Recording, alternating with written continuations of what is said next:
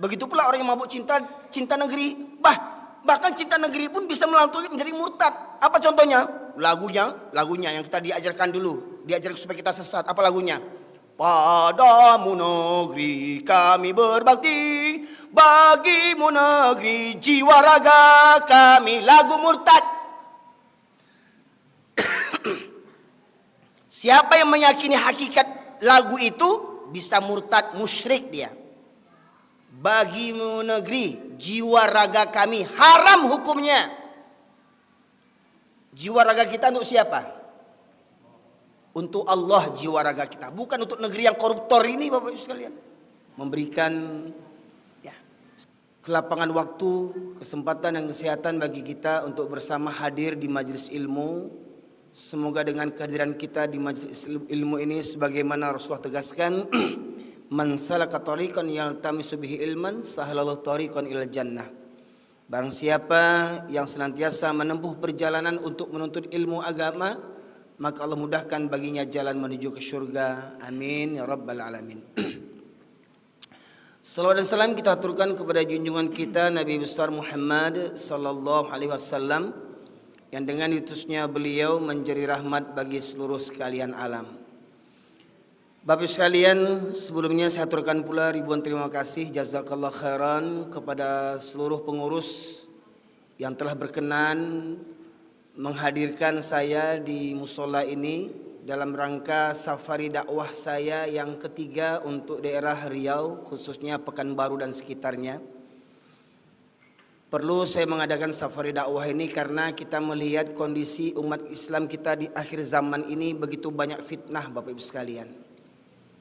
Bahkan mohon maaf, kita lihat mungkin video yang baru viral akhir-akhir ini ada di Jawa Barat kalau tidak salah, seorang yang mengaku ustadz atau wali Allah dengan kumis yang gondrong, rambut yang gondrong, yang kononnya bisa berbahasa dengan bahasa semut, ya. Bahkan dia sudah mengaku 3 tahun gila. Dia mengaku dia gila selama 3 tahun, tapi hebatnya dia gila banyak pengikutnya. Yang pertanyaannya siapa yang gila sekarang ini? Ya. Dia sudah mengaku gila 3 tahun tapi pengikutnya banyak, ya. Jadi dia gila 3 tahun, muridnya lebih gila lagi gitu ya. Ya. Ini zaman fitnah. Itu Dajjal belum keluar. Ini baru cucu-cucunya Dajjal yang keluar, Bapak Ibu sekalian, yang memberikan fitnah kepada umat Islam hari ini. Maka saya merasa perlu untuk menyampaikan apa yang Allah firmankan, terutama sejak khutbah Jumat saya diviralkan tahun 2021, akhir tahun 2021, Bapak Ibu sekalian. Mengapa sebegitunya saya khutbah ketika itu, ya, menghantam tradisi khususnya orang-orang di Sumatera Barat yang tradisinya hobi berburu, bermesraan dengan anjing-anjing, ya, masjid musola lengang, ya, dan bahkan ada di masjid di Sumatera Barat itu yang buka cuma untuk hari Jumat saja, ya, untuk sholat Jumat dibuka, habis sholat Jumat nanti dibukanya seminggu lagi untuk sholat Jumat, ya, masih ada tuh di Sumatera Barat, Bapak sekalian. Dan alhamdulillah safari dakwah yang ketiga ini disambut oleh beberapa pengurus, walaupun masih ada beberapa jadwal yang kosong, ya. Insya Allah safari dakwah saya ini dari tanggal 21 sampai tanggal 30. Alhamdulillah yang terjauh paling sampai ke Kuok, Bapak Ibu sekalian, ya. Masih ada 4 hari yang masih kosong dan luang. Bapak sekalian rahmati Allah, sebagaimana tema yang saya usung dalam safari dakwah yang ketiga ini membahas seputar orang muslim mengaku muslim tapi kok Tuhannya banyak. Kita tahu orang kalau muslim itu Tuhannya cuma satu, ya. Karena kita mengucapkan 2 kalimat syahadat, asyhadu an la ilaha illallah wa asyhadu anna Muhammadar Rasulullah. Kita hanya bertuhankan kepada Allah, tiada ilah selain daripada Allah yang kita sembah. La ilaha illallah. Namun masyaallah muslimin, pada prakteknya bahkan umat Islam ternyata memiliki Tuhan yang lain selain daripada Allah, ya.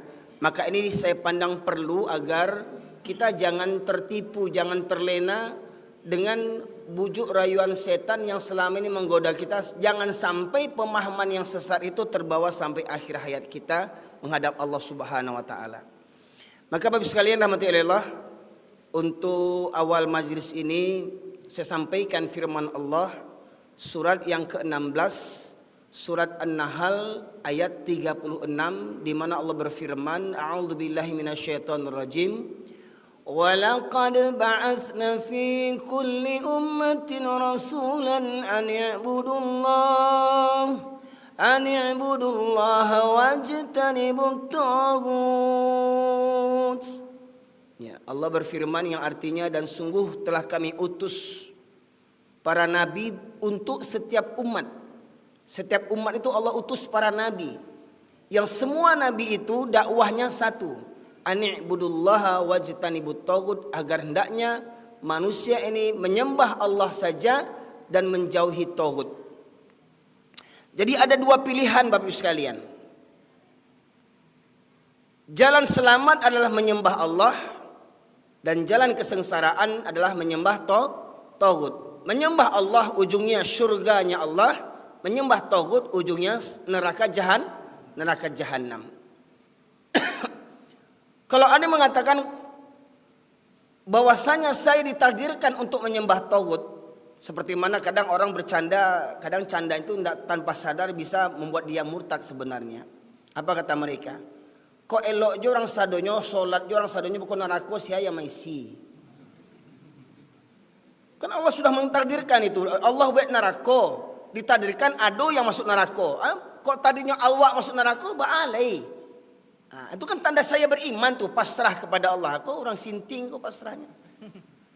Padahal kita semua juga beriman bahwasanya Allah sebelum menurunkan kita ke bumi, masukkan orang tua kita ke dalam janin orang tua kita, Allah sudah tentukan jodoh kita, rezeki kita, maut kita sudah ditentukan oleh Allah. Sepakat enggak Bapak Ibu sekalian? Sepakat enggak? Allah sudah tentukan rezeki kita, jodoh kita, maut kita sudah tentukan. Oke, sepakat? Kalau begitu ngapain kita kerja? Di rumah aja lah berdoa, kan rezeki sudah datang. Pertanyaannya, bisakah rezeki datang begitu saja? Solat, zikir, solat, zikir, solat, zikir. Ya Allah, ambulita, ya Allah, tumbung, turun kue, turun ketupek kulit tunjang. Supaya datang ketupek kulit tunjang tuh, berusaha Pak. Paling indah apa? Kok nampak kulit tunjang, ketupek kulit tunjang tuh paling indah mambek pirang. Berusaha enggak? Bisa enggak tiba-tiba ketupek kulit tunjang tuh masuk ketupek, masuk tunjang? Enggak. Dengan usaha dulu. Paling enggak membeli ketupek kulit tunjang ke Pariaman. Gitu. Ya. Nah, Bapak sekalian rahmati Allah, begitu pula dengan hidayah. Allah sudah berikan jalan yang lurus, dan Allah juga beritahukan jalan yang bengkok. Ya, maka kita tinggal memilih. Hidup ini adalah pilihan. Ya, kita memilih jalan yang lurus, alhamdulillah akan selamat. Memilih jalan bengkok akan sengsara. Begitu pula menyembah Allah, maka kita akan selamat, bahagia dunia akhirat. Menyembah taghut, maka kita akan sengsara dunia dan akhirat. Nah, Bapak sekalian rahmati Allah, dua pilihan tadi, seperti mana Allah juga dalam kalimat tauhid la ilaha illallah itu diawali dengan harfun nafyun. Harfun nafyun itu maknanya huruf yang menafikan. Ya, lam alif la yang artinya tiada atau tidak ada. Ilaha sembahan, tidak ada sembahan. Ya, illallah kecuali Allah. Bapak sekalian, jadi maknanya jangan kita sembah selain hanya Allah saja. Jangan sembah selain Allah. Masalahnya hari ini banyak di antara kita yang belum juga memahami hakikat menyembah itu. Kita beranggapan menyembah itu hanya dalam sholat, ya, hanya dalam sebatas ibadah mahdhah saja. Puasa niatkan untuk Allah, berhaji niatkan untuk Allah, sholat niatkan untuk Allah. Kita tahunya hanya itu saja kita menyembah Allah. Maka nanti kita akan kupas. Maka saya minta ada yang mendampingi saya membacakan terjemahan Bapak sekalian. Bertahun-tahun saya belajar di pesantren. Setelah saya keluar di pesantren tahun 95 sampai saat ini, ketika saya menjadikan tuntutan bagi saya untuk memperbanyak membaca referensi-referensi, terutama Al-Quran. Ketika semakin sering Al-Quran dibaca, terutamanya dengan terjemahannya, seakan-akan kita baru tahu ada ayat seperti begini. Ya, maka saya anjurkan kepada Bapak Ibu sekalian, ingat, Al-Quran mukjizat Rasulullah yang terbesar. Al-Quran Allah turunkan untuk sebagai yang paling utama, untuk sebagai pedoman dan petunjuk bagi kita. Namun bagaimana Al-Quran karena jadi petunjuk? Al-Quran berbahasa Arab dan kita bukan orang Arab, ya. Dan kebanyakan kita tidak pernah belajar, mungkin jarang, yang sedikit di antara kita yang belajar bahasa Arab. Maka kita membaca Quran harus didukung dengan terjemahannya, Bapak sekalian. Subhanallah. Ya, hingga akhirnya orang-orang di Eropa yang bahkan yang tidak beragama, yang tidak percaya dengan agama, akhirnya mereka berpikir, kenapa orang Islam di Palestina begitu tegar mereka menghadapi cobaan begitu. Hingga akhirnya mereka beli Al-Quran berbahasa dengan bahasa mereka masing-masing. Mungkin ada Al-Quran berbahasa Prancis, ada Al-Quran berbahasa Jerman, ada Al-Quran berbahasa Inggris. Mereka belum pandai baca Al-Quran, mereka baru membaca terjemahannya dengan bahasa mereka. Apa yang terjadi? Ribuan orang di Eropa sekarang masuk Islam, Bapak Ibu sekalian. Sholat Idul Adha kemarin di Rusia, kalau Bapak Ibu lihat, Masya Allah, penuh jalan-jalan itu, di jalan mereka sholat Idul Adha, Bapak Ibu sekalian. Sekian penuhnya masjid di Eropa itu. Dan Soviet dulu negara komunis. Sekarang Islam marak di sana, Bapak Ibu sekalian. Hanya dengan membaca terjemahan bahasa Inggris, Quran bahasa Inggris, mereka dapat hidayah. Pertanyaannya, kita yang sudah Islam 7 keturunan dengan baca Quran dapat hidayah enggak? Nah, maka akan kita lihat Bapak sekalian. Ya. Yang pertama tadi ayat yang saya sebutkan tadi, surat An-Nahl ayat yang ke-36, bahwa perintah Allah kepada seluruh nabi, ribuan nabi diutus oleh Allah Subhanahu wa taala ke muka bumi ini, dan 25-nya yang wajib kita ketahui, semua dakwah para nabi itu satu dakwahnya. La ilaha illallah, ani'budullah wajtanibut taghut, agar mereka menyembah Allah dan menjauhi taghut. Nah, secara bahasa Bapak sekalian, taghut ini secara bahasa taghut ini melampaui batas. Melampaui batas dalam kemaksiatan, ya. Bahkan menjadikan makhluk, ya, yang ditaati, yang dicintai, yang ditakuti melebihi cinta dan takut kepada Allah Subhanahu wa taala. Ya. Nah, sekarang kita lihat, silakan dibuka surat An-Nazi'at.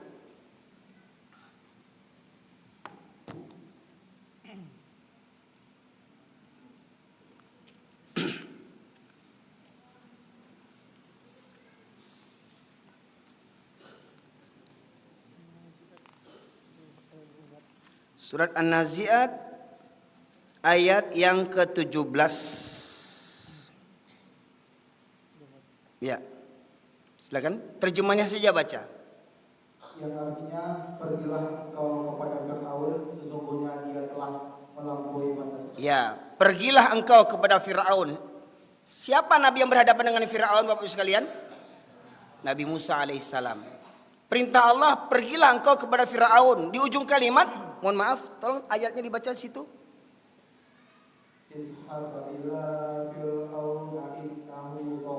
Nah, akhir ayat ada bunyi togho. Itulah asal kata togut tadi itu. Togho yadgho, ya, yaitu melampaui batas. Jadi kata Allah, pergi kau Musa kepada Fir'aun, karena Fir'aun itu melampaui batas. Ketika itu Fir'aun sebagai siapa? Sebagai apa Fir'aun? Sebagai apa?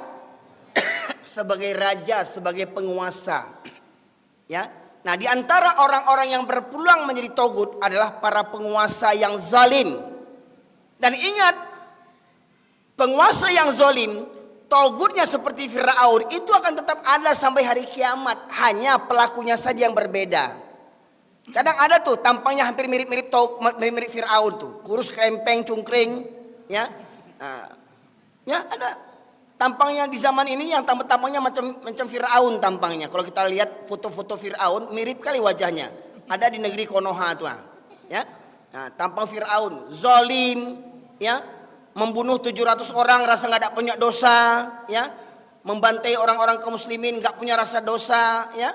Nah, ada Fir'aun yang begitu di zaman ini Pak Ibu sekalian, ya, yang melampaui batas, penguasa-penguasa yang melampaui batas, orang yang punya pangkat jabatan yang melampaui batas, yang mereka berlaku zalim seakan-akan mereka tidak takut kepada Allah. Bahkan ada seorang pengamat politik mengatakan hebatnya di negeri Konoha, ya, karena kenapa tidak bisa maju? Karena tidak ada yang ditakuti. Bahkan Tuhan saja di negeri ini tidak ditakuti.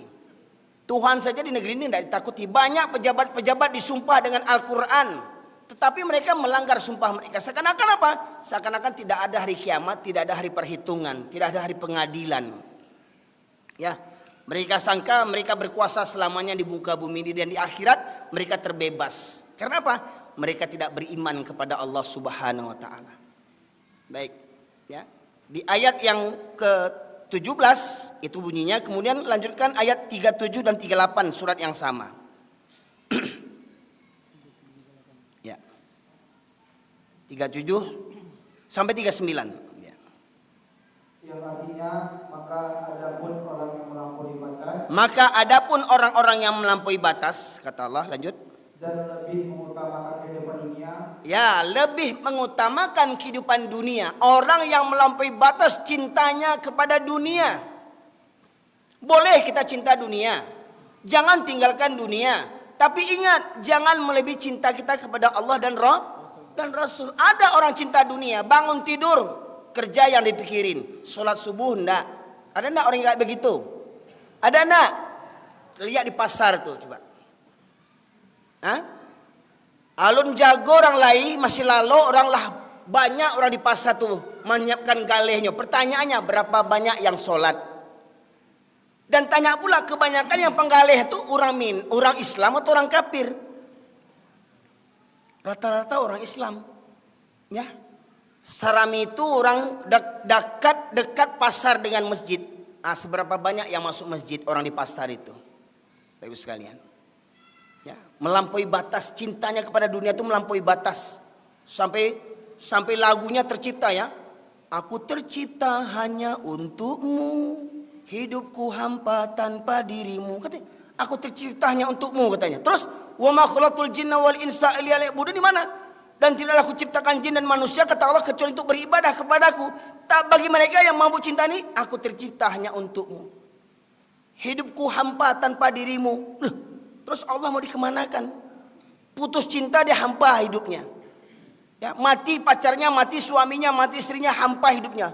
Terus apakah hidupnya untuk manusia? Apakah bukan untuk Allah hidupnya? Ya, tanpa sadar orang mabuk cinta begitu. Begitu pula orang yang mabuk cinta negeri. Bahkan cinta negeri pun bisa melampaui menjadi murtad. Apa contohnya? Lagunya yang kita diajarkan dulu. Diajarkan supaya kita sesat. Apa lagunya? Padamu negeri kami berbakti, bagimu negeri jiwa raga kami. Lagu murtad. Siapa yang meyakini hakikat lagu itu bisa murtad, musyrik dia. Bagimu negeri, jiwa raga kami, haram hukumnya. Jiwa raga kita untuk siapa? Untuk Allah jiwa raga kita, bukan untuk negeri yang koruptor ini, Bapak Ibu sekalian. Ya, sadar nak kita waktu kecil diajarkan lagu-lagu itu dulu. Nah, cuman waktu kita kecil kurang akal, maka sekarang berpikir kita dengan akal yang sehat. Jangan sampai tua-tua ini masih geblek juga lagi. Ya, Bapak Ibu sekalian.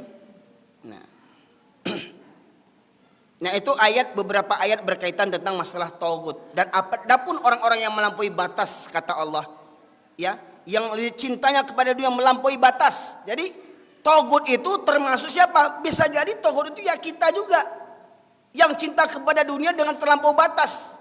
Demi pangkat dan jabatan tidak peduli, mau menghantam orang, mau membunuh orang, mau menipu orang, ya, mau dengan korupsi, nggak peduli. Yang penting bagaimana supaya dapat jabatan, kayak mana supaya jadi presiden, jadi anggota dewan, mau jadi gubernur, mau jadi wali kota, nggak peduli. Mau orang mati, mau tidak, mau orang terzolimi atau tidak, yang penting saya berkuasa. Itulah tauhid tadi, Bapak Ibu sekalian. menghalalkan segala cara. Kira-kira ada enggak tipe-tipe togut di zaman kita ini? Hah? Oh banyak kali, waktu caleg-caleg kemarin tuh banyak tuh, ya, caleg-caleg koruptor, ya. Nah, itu Pak Ibu sekalian. Nah kemudian Pak Ibu sekalian, kita akan mengungkapkan beberapa ayat yang menyebutkan kata-kata togut di situ, ya. Silakan buka surat An-Nisa. Surat An-Nisa ayat yang ke-60. Surat An-Nisa ayat 60. Silakan baca terjemahannya. Surah Nisa ayat 60 yang artinya, tidakkah engkau Muhammad memperhatikan orang-orang yang mengaku bahwa mereka telah beriman kepada apa yang telah diturunkan kepadamu dan kepada apa yang diturunkan sebelummu, tetapi mereka masih menginginkan ketetapan hukum pada Tauhid. Ulang balik, tetapi mereka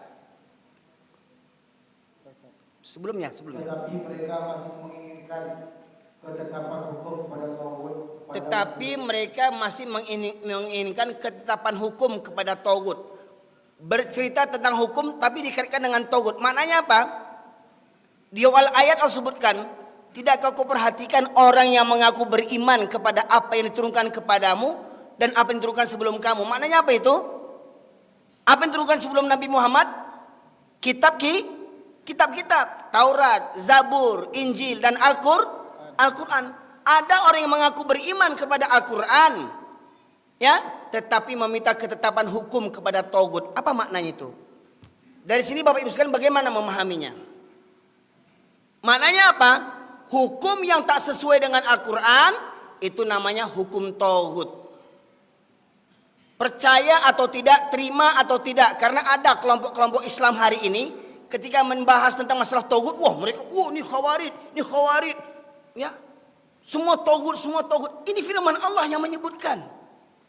Banyak kelompok-kelompok Islam yang ketika dibahas tentang Tauhid banyak yang takut. Banyak yang meradang ketika dibahas tentang Tauhid. Bahkan mohon maaf, banyak yang dipenjara karena pengajian Tauhid ini Pak Ibu sekalian. Bagi saya apa yang mau saya takutkan? Ini firman Allah, mau ditangkap saya tangkap. Ibu sekalian. Ini ayat harus disampaikan kepada umat Bapak sekalian. Ya. Tolong Bapak sekalian, yang punya Quran Android silahkan buka. Silakan buka di screenshot. Nanti di rumah catat ya. Di rumah nanti buka lagi, renung-renungkan lagi. Ya, syukur-syukur alhamdulillah kalau Bapak Ibu sekalian punya tafsir Ibnu Katsir misalkan, ya. Atau tafsir apa saja. Ya, asalkan jangan tafsir Al-Misbah, ya. Punya profesor yang gila itu, ya. Jangan buka itu. Itu profesor gila yang mengarang itu, Al-Misbah itu. Ya. Ya. Profesor kurang ajar yang mengatakan Nabi Muhammad tidak dijamin masuk surga. Itu profesor di negeri Konoha itu. Ya. Nah, silakan dibuka tafsir surat An-Nisa ayat 60. Ya. Nah, kita ulang balik terjemahannya. Tolong disimak Pak Ibu sekalian. Tolong disimak. Tidakkah engkau memperhatikan orang-orang yang mengaku bahwa mereka telah beriman kepada apa yang telah diturunkan kepadamu dan kepada apa yang telah diturunkan sebelummu? Ya. Maknanya dalam kalimat tadi ada pertanyaan, tidakkah kau perhatikan? Maknanya apa? Allah mengherankan sifat orang yang mengaku beriman kepada kitab, ya, mengaku-ngaku beriman kepada kitab, tetapi mereka meminta ketetapan hukum kepada Tauhid. Lanjut. Tetapi mereka masih menginginkan ketetapan hukum kepada Tauhid, padahal mereka telah. Terus. Masih ada tuh sambungnya tuh. Habis. Makanya coba ulang balik. Terputus tuh terjemahannya tuh. Tidakkah engkau Muhammad memperhatikan orang-orang yang telah mengaku bahwa mereka telah beriman kepada apa yang diturunkan kepadamu dan kepada apa yang diturunkan? Kepada apa yang diturunkan sebelummu. Tetapi mereka masih menginginkan ketetapan hukum pada Tauhid, padahal mereka telah. Tuh. Akan potong kan, bilang kan? Telah diperintahkan. Jadi bagusnya Quran yang asli aja baca ambil. Nah, lebih berpahala lagi megang Quran yang asli. Putus ya? Ada sambungannya? Dan apabila katakan mereka, marilah patuh kepada yang telah diturunkan Allah SWT dan Rasul Nabi saya telah Muhammad. Ini untuk nomor 1. Oh, terlanjutnya. Oh, di situ. Ya. Surah An-Nisa. Bapak Ibu sekalian, saya mengajak Bapak Ibu sekalian tolong nanti ayat ini dibuka-buka ya. Jadi mohon maaf kalau saya ditangkap karena ayat ini, Bapak Ibu jadi saksi semuanya. Iya, betul Pak. Di negeri Konoha ketika kita membaca Al-Quran, mohon maaf Pak, di negeri Konoha untuk MTQ dapat juara, menghafal Al-Quran dapat juara, tapi mengamalkan Al-Quran dapat penjara. Bapak Ibu sekalian, lihat nanti Bapak Ibu sekalian, ya. Nah, pertanyaannya, betulkah kita ini negara yang muslimnya terbesar di dunia? Betul Pak? Umat Islam terbesar di dunia di mana? Di Indonesia, benar? Pertanyaannya, adakah Indonesia ini ditegakkan hukum Islam? Kenapa? Apa alasannya? Kenapa kita harus Islam terbesar di dunia tetapi tidak mengamalkan syariat Islam? Apa alasannya? Toleransi. Kepada siapa? Kepada orang kafir, bukan non muslim, orang kafir. Terus kalian. Ya, nanti kita lihat nanti itu. Toleransi seperti mana yang begitu itu kata Allah. Ya. Oke, kita selesaikan terjemahan yang tadi itu. Tidakkah engkau memperhatikan orang-orang yang mengaku bahwa mereka telah beriman kepada apa yang diturunkan kepadamu dan kepada apa yang telah diturunkan sebelummu, tetapi mereka masih menginginkan ketetapan hukum pada Taurat, padahal mereka telah diperintahkan untuk mengingkari Taurat itu, dan setan bermaksud menyesatkan mereka dengan kesesatan yang sejauh-jauhnya. Coba Bapak Ibu sekalian pahami. Saya ingin mengajak Bapak Ibu sekalian gunakan fikirannya, ya. Tadi Allah sebutkan situ ada penggalan ayatnya dan mereka meminta ketetapan hukum kepada Taurat. Ya. Di awal disebutkan orang yang mengaku beriman kepada kitab sebelum kamu dan kitab yang diturunkan kepadamu, yaitu kitab Al-Quran, kitab Taurat, Zabur, Injil dan Al-Quran. Diturunkan kitab kepada kita. Kita diturunkan kitab Al-Quran. Ada sumber hukum di sini. Sepakat Ibu sekalian? Al-Quran sumber hukum. Al-Quran berlaku apakah hanya di Arab saja? Al-Quran apakah hanya berlaku di dunia saja, di bumi saja? Di langit berlaku nggak Al-Quran? Berlaku nggak Quran di langit? Di langit itu mengatur matahari, bintang segala macam itu ada Al-Quran kan? Ibu sekalian. Nah,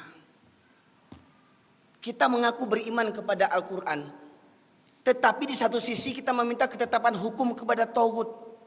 Contoh, buka surat An-Nur, surat 24 ayat 2. Contoh pelaku zina. Contoh pelaku zina. Yang Bapak Ibu tahu kalau pelaku zina dalam Islam apa hukumannya? 2 ayat 2. Surat 24 ayat 2. Dalam Islam pezina apa hukumannya? Dirajam, dicambuk sampai berapa kali? 100 kali, ya. Itu hukuman bagi pada pezina perajam, dirajam. Ya, kita dengarkan ayatnya. Surat An-Nur, surat ke-24 ayat 2. Yang artinya pezina perempuan dan pezina laki-laki jaralah masing-masing dari keduanya 100 kali. Dan janganlah rasa belas kasihan kepada keduanya mencegah kamu yang untuk menjalankan agama atau hukum Allah. Jangan karena belas kasihan kepada keduanya mencegah kamu untuk menjalankan agama Allah. Maknanya apa? Kita beragama belum sempurna lagi. Kita menjalankan agama menurut selera yang kita mau. Sebagian kita pakai, sebagian kita tinggalkan. Ya. Nah, itu Bapak Ibu sekalian. Jika kamu beriman kepada Allah dan hari kemudian, dan hendaklah melaksanakan hukum mereka disaksikan oleh sebagian orang-orang yang beriman. Ini ketetapan Allah bagi makhluknya, bagi hambanya. Pertanyaannya, kita hambanya enggak? Kita hambanya enggak? Kita jalankan enggak perintah ini? Enggak tanggung, sholat rajin, puasa rajin, haji rajin, umrah rajin, jidat hitam, jenggot panjang, jumbah gantung, sorban gede. Tapi hukum Allah tidak kita jalankan. Sibuk dengan zikir, ibadah, haji, umrah. Tapi hukum Allah tidak kita tegakkan. Tolong renungkan balik terjemahannya. Ulang. Terjemahan. Renungkan balik. pezina perempuan dan laki-laki, daralah masing-masing dari keduanya 100 kali, dan janganlah rasa belas kasihan kepada keduanya, mencegah kamu untuk menjalankan agama hukum Allah. Jika kamu beriman kepada Allah dan hari kemudian. Jika kamu beriman kepada Allah dan hari kemudian. Maknanya apa? Jika orang Indonesia ini mengaku mayoritas Islam terbesar di dunia beriman, maka niscaya hukum ini akan dijalankan. Kalau orang Indonesia beriman kepada Allah dan beriman kepada hari akhirat. Pertanyaannya, dengan tidak menjalankan hukum ini, apakah orang Indonesia benar imannya? Pertanyaannya Bapak Ibu sekalian. Apa kata Allah tadi? Jangan karena belas kasihan kepada keduanya mencegah kamu untuk menjalankan hukum Allah atau agama Allah jika kamu beriman kepada Allah dan kepada hari kemudian. Jadi kalau kita mengaku mayoritas beriman kepada Allah Subhanahu wa taala, maka semestinya hukum ini dijalankan. Ya. Makanya kalau ingin Indonesia ini selamat, ya. Kemarin ceramah saya di bulan Mei kemarin ya, saya sampaikan kalau Indonesia ini, negeri Indonesia ini tidak berhukum kepada Allah, cepat atau lambat Indonesia ini akan pudur. Sekalian. Ya. Sehebat apapun undang-undang manusia, lebih hebat mana dengan undang-undang Allah Subhanahu wa taala? Hukum Allah. Kurang ajarnya manusia, mereka buat undang-undang sendiri, mereka buat hukum sendiri untuk mereka, dan mereka mengabaikan hukum Allah Subhanahu wa taala. Itu kurang ajar namanya. Kita makhluk yang hina mengaku setara dengan Allah, berhak membuat undang-undang, membuat hukum-hukum dan kalama dia awak seorang aja. Ya. Bapak sekalian. Jadi hukum, tolong silahkan yang menyaksikan ini, ulama-ulama tolong bahas ini, ulama-ulama ya, tamatan Timur Tengah kah, Timur Pinggir kah, Timur Selatan kah, yang LC kah, yang WC kah gelarnya, tolong bahas ini. Terus sekalian.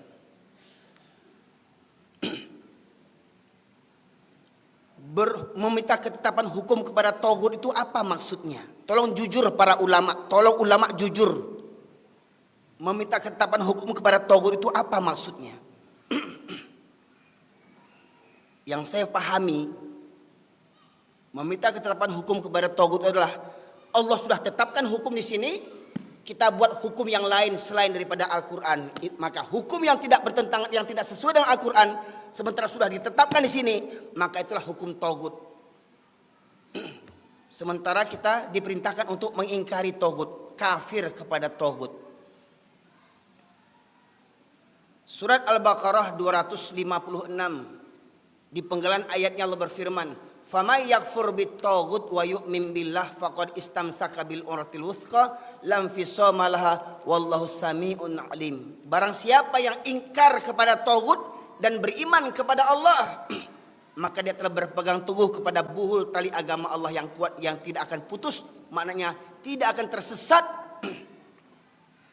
Tidak akan tersesat seorang muslim, seorang hamba apabila dia ingkar, kafir kepada taghut dan beriman kepada Allah.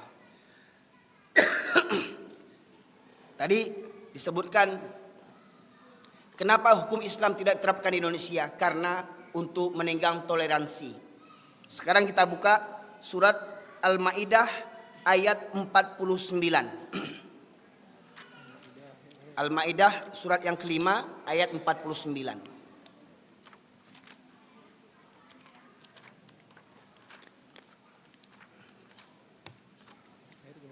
Ayat 49.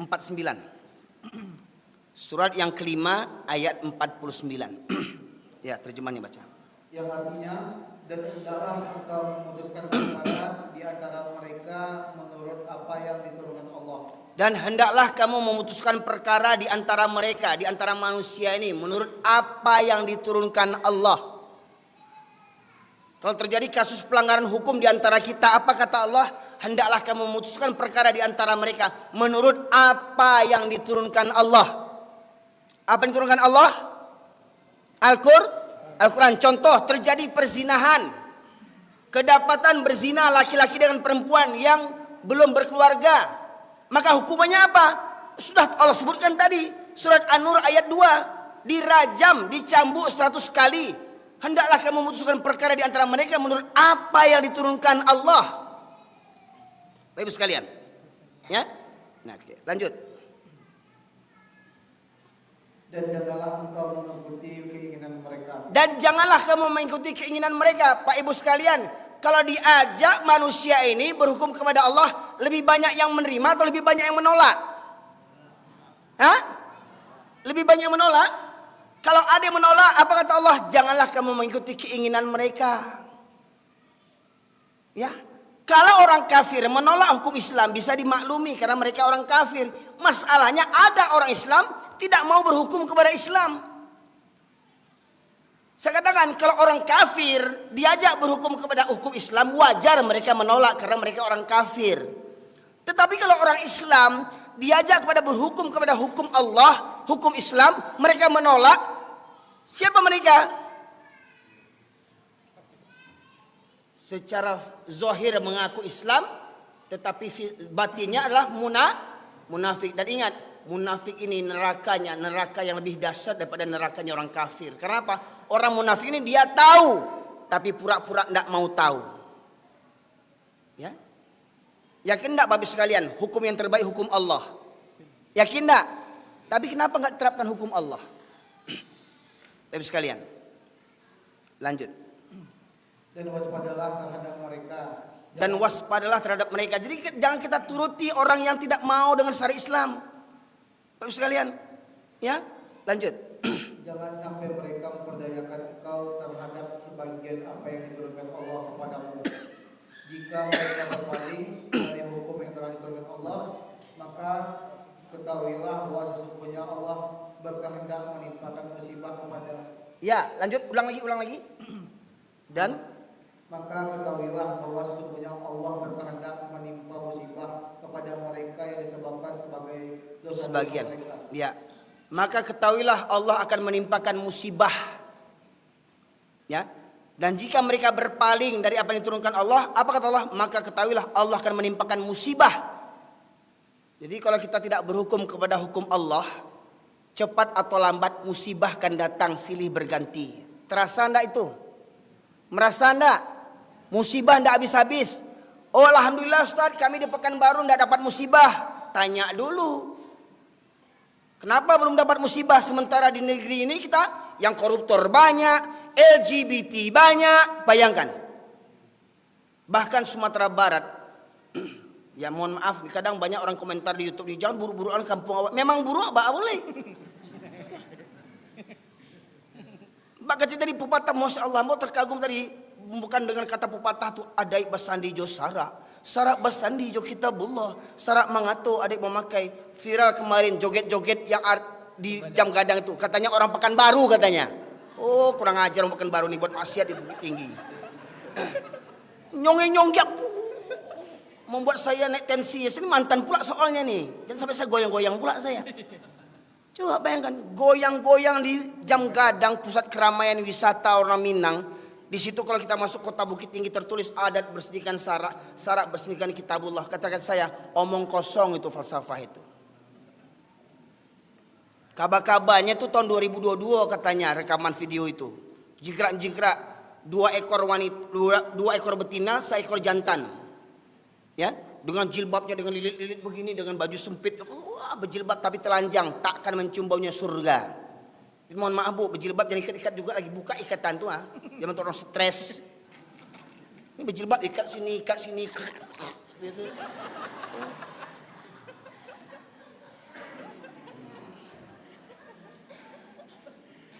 Buka surat Al-Ahzab ayat 59. Jilbab itu sejenis baju kurung yang lapang, bukan baju belejin. Ini pakai jilbab serawa lejin, sakit utak. Senam pula di halaman kantor sekolah.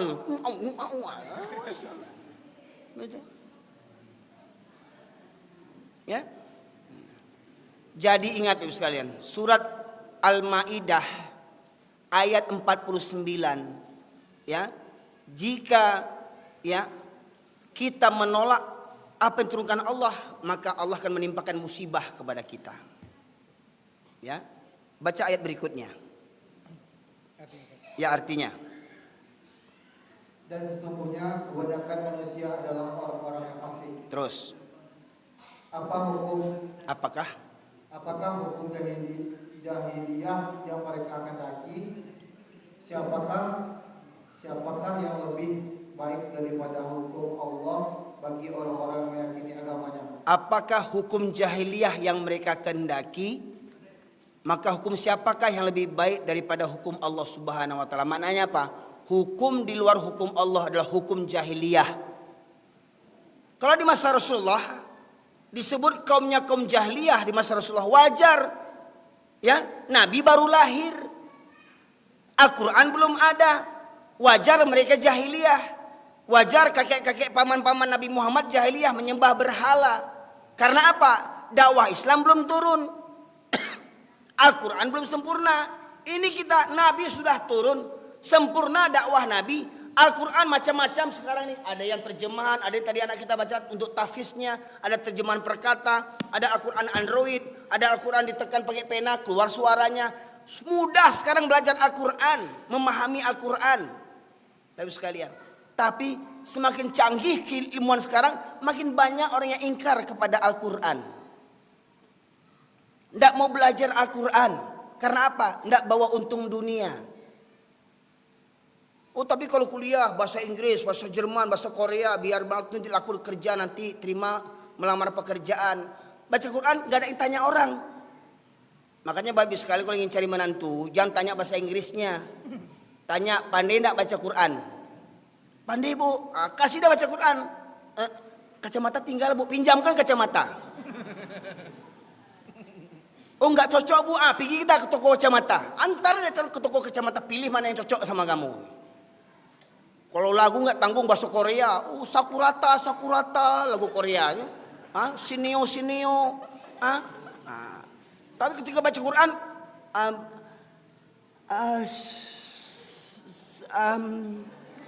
takkan tweet sekali.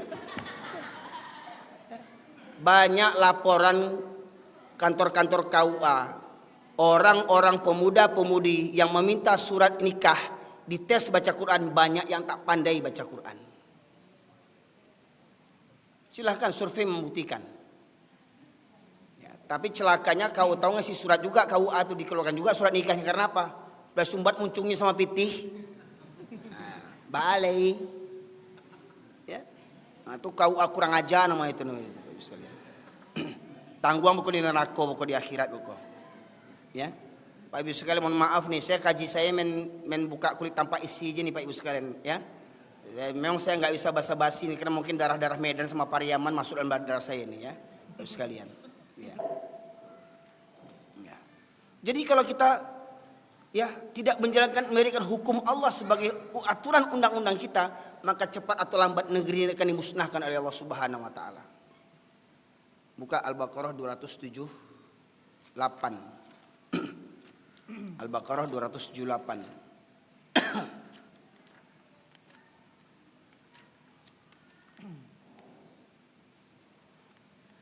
Yang artinya, wahai orang-orang yang beriman, bertakwalah kepada Allah dan tinggalkanlah sisa riba. Wahai orang-orang yang beriman, bertakwalah kepada Allah dan tinggalkan sisa riba. Maknanya apa? Kalau dulu kita nggak tahu hukum riba, beli rumah kredit riba, beli motor kredit riba, terlambat dapat denda, nggak terbayar tarik lagi motornya, riba.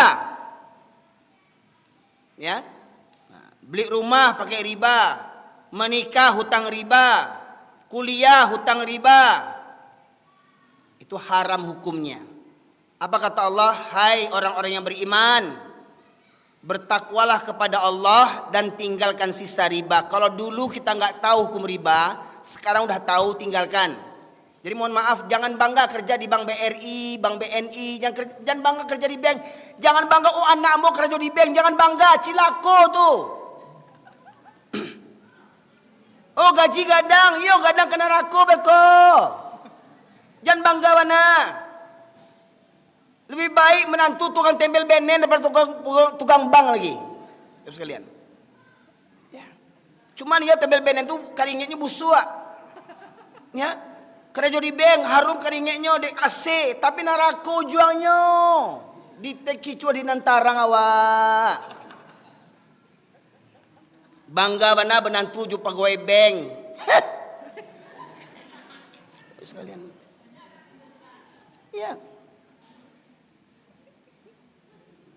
Lebih selamat menantu ju tukang bengkel. Tuh, tinggalkan sisa riba. Lanjut, terjemahan berikutnya.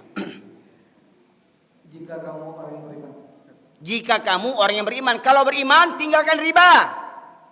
Nggak mau tinggalkan riba, jangan ngaku-ngaku beriman. Masih riba juga lagi. Hah? Pinjam uang ke bank BNI. Ya, minjam 4 juta, dibayar 6 juta. Hah? Beranak uang tuh. Ya, haram hukumnya. Ya, lanjut. Jika kamu tidak melaksanakannya, maka umumkanlah perang dari Allah dan Rasulnya. Jika kamu tidak melaksanakannya, maka umumkanlah perang dari Allah dan Rasul. Pak Ibu sekalian, pelaku riba Allah dan Rasul yang memeranginya. Allah langsung dan Rasul yang memeranginya, pelaku riba. Siapa tentara Allah? Angin tentara Allah enggak? Gunung tentara Allah enggak? Air tentara Allah enggak? Batu tentara Allah enggak? Kun fayakun kata Allah, tak jadi galodoh hancur Bukit Tinggi. Hah? Kun fayakun dibantai tsunami gempa bumi hancur kota Aceh, hancur Sumatera Barat 2009. Itu tentara Allah. Pertanyaannya, negeri kita ini terbebas enggak dari riba? Pertanyaannya, berapa hutang riba negeri ini? Banyaknya berapa? Bagi saya 10 juta tuh banyak. Bagi saya ya. Pak, berapa hutang riba negeri ini, Pak? Hampir ya 9.000 triliun tuh kalau dikumpulkan duitnya nggak cukup segudang surau ini Pak Ibu sekalian. Triliun, 9 triliun. Ya. Hutang riba. Jadi pada hakikatnya negeri ini dah memang layak untuk dibenam negeri ini Pak Ibu sekalian. Mohon maaf, bukan saya mendoakan Indonesia ini hancur, enggak. Indonesia pasti hancur. Pasti hancur. Nih saksi-saksi nih, video-video saya direkam nih saksi-saksi nih. Kenapa saya bilang Indonesia pasti hancur? Yang pertama tadi Al-Maidah ayat 49. Kalau kita tidak menjadikan Al-Quran sebagai pedoman hidup, sebagai undang-undang, maka Allah akan timpakan musibah kepada kita. Yang kedua, surat Al-Baqarah 278-279. Pelaku riba, Allah yang mengumumkan perang, Allah dan Rasul langsung mengumumkan perang bagi pelaku riba. Pertanyaannya, negeri ini berapa hutang ribanya? Jadi sudah layak Pak negeri ini diperangi Pak. Sudah layak bagi Allah nih. Tapi kita nggak sadar-sadar juga lagi. Ada yang bilang taat sebelum pemimpin, taat kepala otakmu.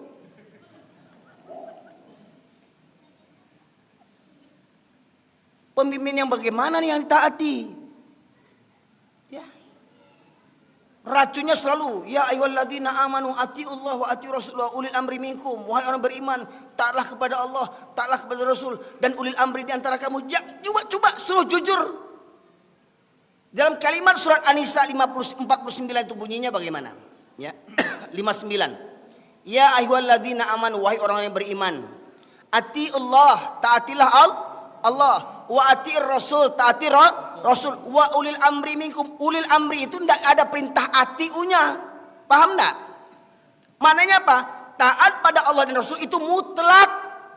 Mutlak taat pada Allah dan Rasul. Tapi taat kepada ulil amri bergantung bagaimana ulil amrinya. Kalau ulil amrinya taat pada Allah dan Rasul, wajib kita taat. Walau pribadi kita dizalimi oleh pemimpin yang zalim itu, tetapi dia berhukum kepada Allah dan Rasul, wajib kita taat. Pertanyaannya, Siapa pemimpin yang taat kepada Allah dan Rasul hari ini? Adakah mereka taat kepada Allah dan Rasulnya? Ada mereka takut kepada Allah dan Rasul? Kalau mereka takut, hentikan riba. Pak Ibu sekalian, mohon maaf, saya siap menanggung resiko kajian ini Pak Ibu sekalian. Memang kajian yang berat, kajian tauhid ini yang paling berat Pak Ibu sekalian. Oh karibana kaji Ustaz tuh yo, pertanyaannya Nabi Muhammad kajinya lembut enggak? Lembut enggak dakwah Nabi Muhammad SAW? Lembut enggak? Pertanyaannya, dicintai enggak Rasulullah di kampungnya? 13 tahun Rasulullah berdakwah di kampungnya, dicintai umatnya enggak? Dicintai kaumnya enggak? Kadibunuah Nabi. Nabi kadibunuah. Bapak Ibu sekalian. Ya. Tadi saya sebutkan semua nabi perintahnya satu dari Allah.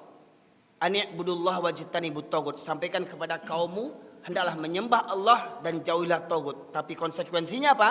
Konsekuensi dakwah tauhid ini, buka surat Al-An'am surat yang ke-6 ayat 112. Ayat 112.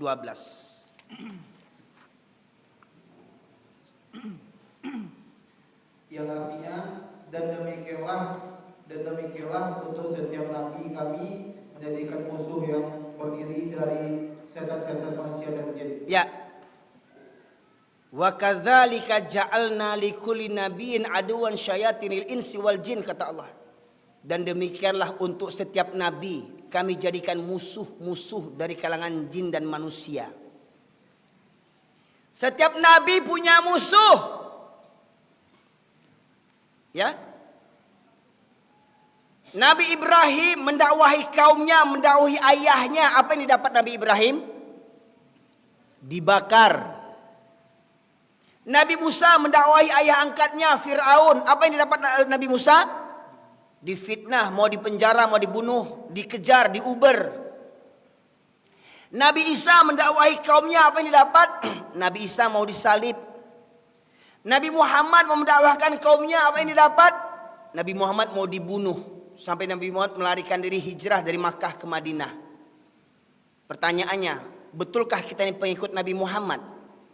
Jujurkah kita pengikut Nabi Muhammad SAW? Jujur? Nabi Muhammad punya musuh. Siap tidak kita punya musuh? Siap tidak punya musuh? Oh kita nggak cari musuh. Mimpi. Jujur Bapak Ibu sekalian, ketika Bapak sholat melihat orang berjudi, Bapak larang, Pak jangan berjudi Pak. Orang berterima kasih. Terima kasih Pak, orang sudah azan Pak ke masjid. Oh terima kasih Pak. Begitu kata mereka. Siawang. Marah-marah dia. Diajak sholat marah.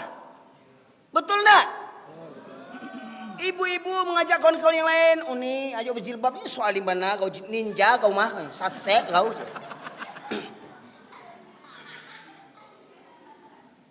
Enggak perlu jilbab tuh, yang perlu hati kau. Sedangkan hatinya, jilbab itu memang tidak ada jaminan orang yang berjilbab pasti masuk surga. Betul, tidak ada jaminan orang yang sholat pasti masuk surga. Sedangkan sudah sholat berjilbab tidak dijamin masuk surga, apalagi tidak sholat, tahu diuntung dia hanya.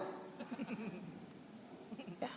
Orang yang sholat kalau ada jaminan masuk surga, tidak ada jaminan masuk surga. Yang berjilbab itu juga nggak ada jaminan masuk surga. Sedangkan sholat saja belum dijamin masuk surga, apalagi nggak sholat. Tahu diuntung deh anyo, pandi. Ini ke orang tuh. Karajo bampo hari-hari ditagah berang. Ayo kecilnya orang Minang lo tuh. Islam lo kecilnya tuh. Hah? Betul nggak Pak Ibu sekalian? Senang nggak orang ketika kita mengajak mereka, mari sholat Pak? Senang nggak? Enggak. Marah dia. Tapi kalau kita ajak orang Kristen sholat, dia marah wajar, orang kepala otak kau, aku Kristen, aku suka sembahyang dia.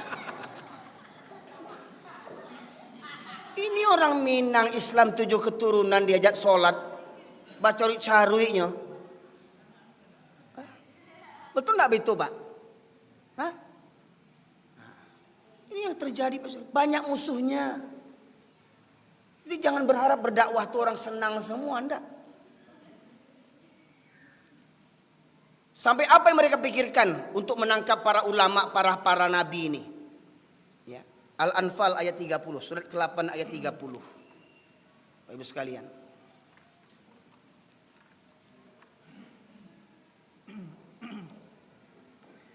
Yang artinya, dan ingatlah ketika orang-orang kafir Quraisy memikirkan tipu daya terhadapmu Muhammad untuk menangkap dan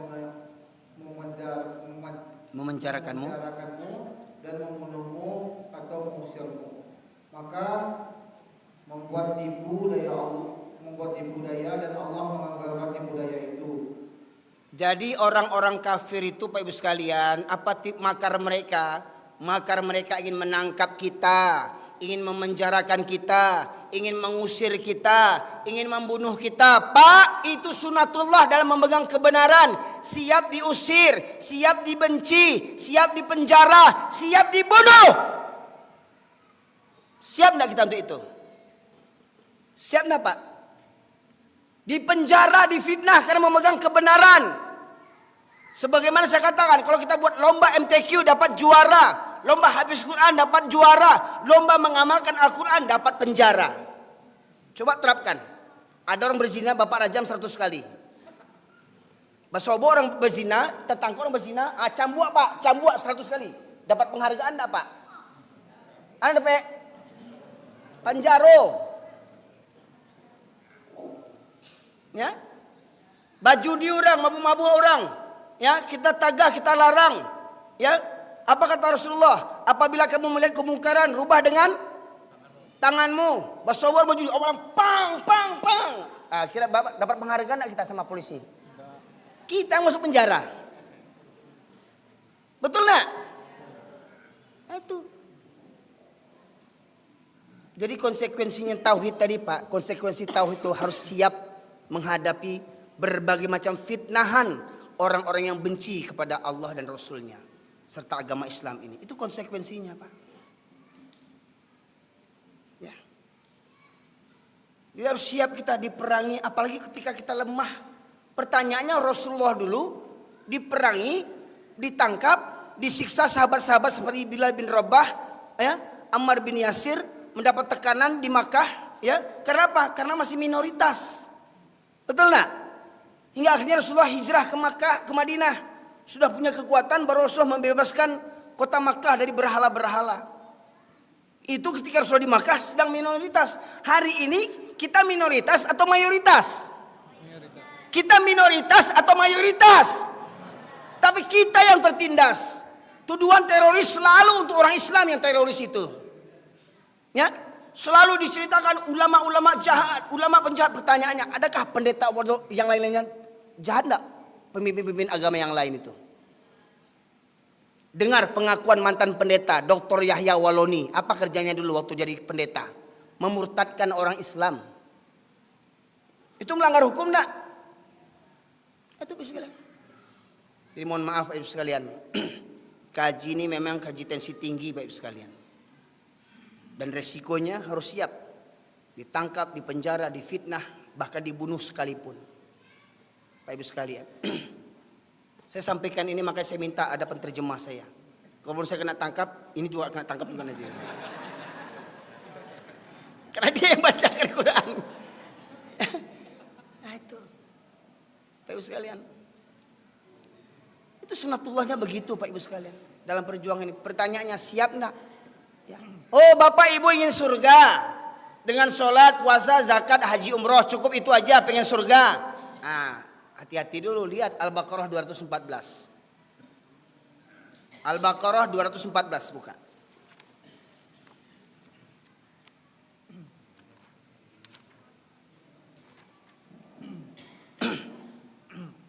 Yang artinya, ataukah kamu mengira bahwa kamu akan masuk surga, padahal belum datang kepadamu cobaan seperti. Apakah kamu mengira kamu akan masuk surga?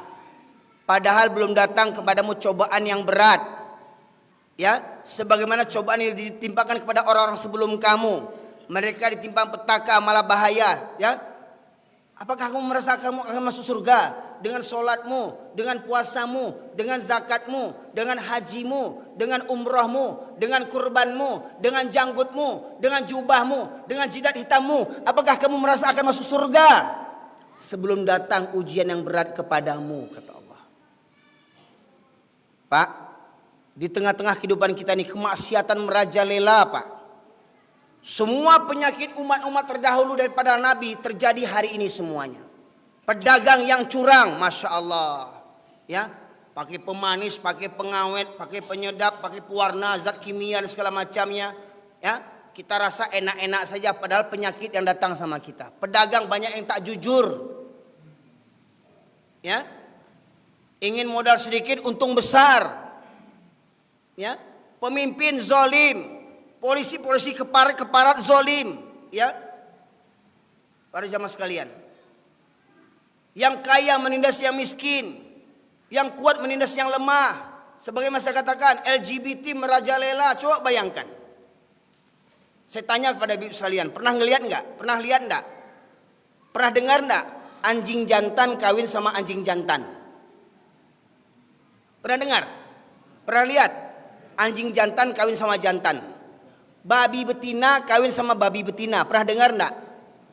Hah? Anjing sama babi aja nggak buat. Manusia ada yang buat enggak? Manusia ada yang buat enggak? Bayangkan. Hebat mana anjing dibandingkan manusia itu dalam kemaksiatan. Anjing babi aja enggak buat. Jantan kawin sama jantan, betina kawin sama betina. Ini manusia. Laki-laki suka laki-laki, perempuan suka perempuan. Kayak mana anaknya? Boneka. Itu pun mau disahkan undang-undangnya demi hak azazi, ya. Dan sekarang merajalela. Kita khawatir hari ini bukan anak perempuan saja ini perkosa, anak laki-laki pun kena perkosa sekarang ini, Masya Allah. Anak laki-laki kena perkosa. Jadi jangan bangga bana kalau anak awak rancak, anak awak ganteng kena perkosa nanti, ya. Maka suruh anak awak tu berjanggui. Nah, kalau berjanggui anak nak selera orang saliknya oleh. Kau nak anak bentuk padusi, bentuk binatang Korea. Ya. Ya. Ini Pak Ibu sekalian. Nah, inilah kondisi kita hari ini Pak Ibu sekalian. Ini safari dakwah saya yang kedua dan malam yang pertama. Insya Allah akan saya lanjutkan pada kajian berikutnya di tempat yang lain. Kalau Bapak Ibu ingin melanjutkan kajian ini, ya. Nanti kita akan kupas apa-apa saja, siapa saja yang menjadi Tuhan selain daripada Allah Subhanahu wa taala. Tapi ya, untuk memenuhi satu harapan daripada materi tadi, ya. Satu, saya berikan Tuhan yang batil yang banyak disembah orang Islam hari ini. Satu, saya berikan bocorannya, ya. Buka surat Al-Jasiyah surat ke-45 ayat 23. Sudah ini kita tutup pengajian kita. Sekarang saya tengok dah banyak Bapak Ibu yang boleh ngantuk-ngantuk nampaknya nih, ya. Surat yang ke-45 ayat 23. Bapak Ibu sanggup nggak kita ngaji sampai subuh? Sanggup nggak? Semangat? Sanggup? Saya nggak sanggup. Udah mengantuk soal ini. Ya, kalau nonton bola sanggup ya? Gol! Coba. Maka pernahkah kamu melihat orang yang menjadikan hawa nafsunya sebagai Tuhannya? Ulang lagi, Bu, simak Bu. Maka pernahkah kamu melihat orang yang menjadikan hawa nafsunya sebagai Tuhannya? Pernahkah kau melihat orang yang menjadikan hawa nafsunya sebagai Tuhannya? Ini yang banyak hari ini di kalangan orang Islam. Bagaimana mungkin ada orang Islam sholat seminggu sekali? Bagaimana mungkin ada laki-laki Islam malas datang ke masjid 5 waktu? Itu hawa nafsu. Mana enak sholat di rumah dibandingkan ke masjid? Kalau kata nafsu enak di rumah, nggak capek, ya, jaga rumah, bisa cepat selesai sholatnya, bisa nyambung nonton sinetron. Kalau di masjid lama, film sinetron dia habis. Apalagi kalau ada sepak bola. Nah, sepak bola Indonesia dengan Korea, Berapa banyak yang datang ke musola dengan kelapa kopi? Berapa banyak yang nonton bola dengan yang mendengarkan pengajian? Sampai subuh sanggup nonton bola. Wow! Subuh KO semua telah. Tuhannya hawa nafsu. Perempuan banyak yang berjilbab, tapi seperti satria baja hitam, kadang berubah, kadang berjilbab, kadang enggak. Nah, berubah juga. Ya, kadang berjilbab, ya, jilbabnya besar, dapat hadiah orang pulang umroh, pulang haji, selutut, serua pontong laki ini pakainya, sakit otak tuh. Kerudungnya kadang, sampai selutut kerudungnya dapat hadiah orang umroh ya, tapi serua pontong laki, kolor laki ini pakainya. Ya. Atau dia pergi pesta, pakai kerudung gede, celana legend dipakainya. Coba celana legend yang ibu punya itu kasih sama bapak kira-kira. Kalau bapak pakai seragam legend gimana? Menggoda enggak? Ya, menggoda untuk disepak atau itu ya. Ya. Coba kenapa yang perempuan pakai celana legend enggak apa-apa yang pakai celana legend? Supaya nampak berotot gitu kan? Ini pakai kerudung seragam legend pergi beralek. Pakai kerudung senam poco-poco. Sakit otak. Ya. Hawa nafsu. Lanjut. Ulang. Maka pernahkah kamu melihat orang yang menjadikan hawa nafsunya sebagai Tuhannya dan Allah membiarkannya sesat dengan pengetahuannya? Kalau orang sudah memperturutkan hawa nafsunya, Allah biarkan dia sesat. Bu, Pak, kalau kita beribadah mengikut hawa nafsu, Allah biarkan dia sesat. Lanjut. Dengan pengetahuannya, dan Allah mengunci pendengaran dan hatinya serta meletakkan tutup atas dan penglihatannya. Maka siapakah yang mampu memberikan petunjuk setelah Allah? Mengapa kamu tidak mengambil pelajaran? Ya, kalau sudah Allah sesatkan, jadi mohon maaf, Allah menyesatkan kita itu bukan takdir Allah. Allah menyesatkan kita dari usaha kita. Sudah diagiah petunjuk Al-Quran, tapi malah mengikuti hawa nafsu. Itu akhirnya apa? Sudah diberikan petunjuk hidayah dari Al-Quran, tapi tidak mau. Ya, karena banyak tenggangan. Ya, nanti kalau saya begini, apa kata orang? Ya, barale kondak borgen beko kecil orang beko gengsi awak. Awak lah bangsa, barale borgen, bau utang lo tuh ndak tahu duntuang. Namuah bau utang barale demi organ, kan andi itu namanya itu. Gengsi beko kecil orang kampung beko, mati dulu orang kampung tuh. Nah ini banyak dek menenggang orang banyak, kalau dek menenggang orang kampung. Ya, gengsi awak, itu hawa nafsu. Anak daro jomara pulai lah bosabui balang ulang lalu kajian tuh. Sepakat bahwasanya orang Islam ni sakit sekalipun wajib solat. Betul nak? Betul nak ibu? Wajib solat, sepakat nak? Tak bisa berudu, bisa gimana? Tayamum. Tak bisa solat berdiri, boleh solat duduk. Tak sanggup duduk, boleh berbaring. Tak bisa angkat tangan, boleh dengan isyarat. Yakin tak? Sepakat tak? Orang sakit wajib solat, sepakat? Waktu jadi pengantin gimana? Berapa banyak anak daro jomara pulai yang tak solat waktu baralek? Betul tak? Banyak yang solat tak? Mengaku orang baralek itu tak tahu duntuang. Ya, Bapak sekalian, gimana mau membina rumah tangga sakinah mawadah warahmah? Di awal membina rumah tangga dosa gadang yang awak kerajuan, ndak solat waktu baralek. Ya, ini dosa yang menjadi tradisi, adat istiadat, dosa yang menjadi adat istiadat. Mendarah daging setiap baralek banyak yang tak solat. Ya, itu. Ayo sekalian, kalaulah beginilah jadinya negeri kita ini, cepat atau lambat negeri kita akan dibenam oleh Allah Subhanahu wa taala. Terakhir penutup. Cukup sekian ya dari Dinda. Terakhir penutup saya sampaikan satu ayat. A'udzu billahi minasy syaithanir rajim. Bismillahirrahmanirrahim. Walau anna أهل القرى آمنوا واتقوا لفتحنا عليهم بركات من السماء والأرض ولكن كذبوا فأخذناهم بما كانوا يكسبون. Allah berfirman yang artinya, kalaulah sekiranya penduduk negeri-negeri ini beriman dan bertakwa, maka akan kami bukakan pintu berkah dari langit dan bumi. Tetapi penduduk negeri ini mendustakan ayat-ayatku, maka kuhancurkan negeri mereka dikarenakan ulah perbuatan mereka sendiri. Mendustakan ayat-ayatku, maka kuhancurkan negeri mereka dikarenakan ulah perbuatan mereka sendiri. Silahkan perbanyak berbuat zolim, silahkan perbanyak buat maksiat, cepat atau lambat azab itu akan datang kepada kita. Apakah kita menunggu azab Allah di dunia? Bapak sekalian, maka mari tumbuhkan, tanamkan iman dan takwa. Bagaimana caranya? Perbanyak hadir di majelis ilmu Bapak Ibu sekalian, dan selektif mencari guru.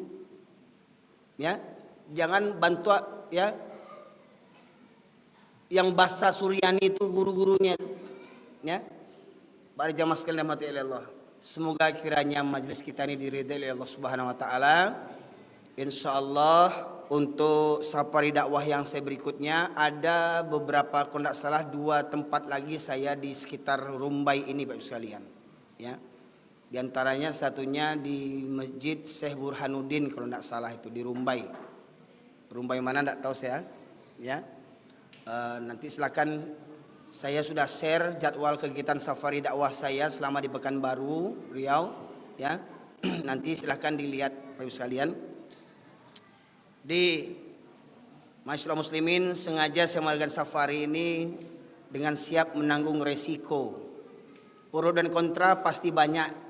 Komentar-komentar di YouTube pasti banyak Bapak Ibu sekalian. Tapi insya Allah selagi saya berpegang kepada Al-Quran dan Hadis, mohon maaf, selagi saya berpegang kepada Al-Quran dan Hadis dan pemahaman saya ini sesuai dengan Al-Quran dan Sunnah, saya tidak akan minta maaf kepada siapapun. Kok ada yang tersinggung, kok ada yang tersakit hati, saya tidak akan minta maaf kalau yang saya sampaikan adalah kebenaran dari Al-Quran dan Hadis. Ya, nehi saya, ya, sorry, saya tidak akan minta maaf, ya, selagi saya berpegang kepada Al-Quran dan Sunnah, ya. Kalau saya sampaikan ada yang tersinggung, ada yang sakit hati, maka koreksi hati diri masing-masing. Tubu ilallah taubatan nasuha. Saya yakin saya pun saya pun bukannya suci-suci amat, ya. Saya tahu saya pun banyak dosa, tapi ingat, yang disukai oleh Allah bukan orang yang tak punya dosa. Yang dicintai Allah adalah orang yang berbuat dosa kemudian dia bertaubat kepada Allah Subhanahu wa taala. Itulah hamba yang dicintai oleh Allah Subhanahu wa taala. Maka saya mengajak kepada diri saya dan kepada kita semuanya, mari kita bersama bertaubat kepada Allah Subhanahu wa taala untuk senantiasa memperjuangkan Islam agar negeri kita ini terbebas daripada musibah, bencana dan malapetaka. Tidak ada cara lain untuk menyelamatkan negeri ini dari murkanya Allah kecuali hanya kita kembali kepada jalannya Allah Subhanahu wa taala, menjadikan Al-Qur'an sebagai pedoman hidup kita. Demikian saja yang dapat saya sampaikan pada kesempatan kali ini. Bapak sekalian, kebenaran hanya milik Allah semata. Selain khilaf itu dari saya pribadi selaku hamba Allah yang dhaif, kepada Allah saya mohon ampun. Kepada Bapak sekalian saya mohon beri maaf jikalau ada yang saya sampaikan perkara yang salah menyimpang. Semoga kiranya Allah ampunkan dosa kita semuanya. Semoga Bapak Ibu sekalian yang hadir pada kesempatan kali ini senantiasa dilimpahi rahmat dan berkah oleh Allah Subhanahu wa taala. Semoga kiranya di majlis-majlis ilmu di dunia ini kita bertemu, berkumpul. Semoga kiranya di surganya Allah kita reuni bersama. Amin ya rabbal alamin. Subhanakallahumma bihamdika asyhadu an la ilaha illa anta astaghfiruka wa atubu ilaik. Alhamdulillahirabbil alamin. Assalamualaikum warahmatullahi wabarakatuh.